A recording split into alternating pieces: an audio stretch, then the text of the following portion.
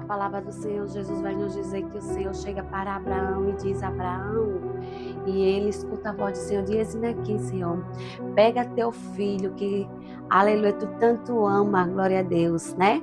E manda que Abraão, ele sacrifique seu filho, o único filho que ele tinha e que ele amava, glória a Deus.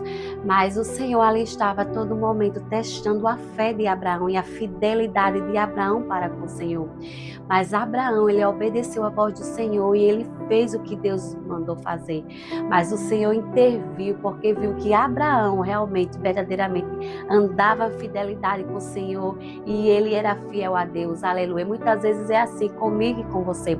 O Senhor nos testa, glória a Deus. O Senhor nos prova, glória a Deus. O Senhor nos coloca em certas situações para ver a minha e a tua fé, para ver se a gente vai honrar Ele, vamos andar em fidelidade e ser fiel a Ele. Amém?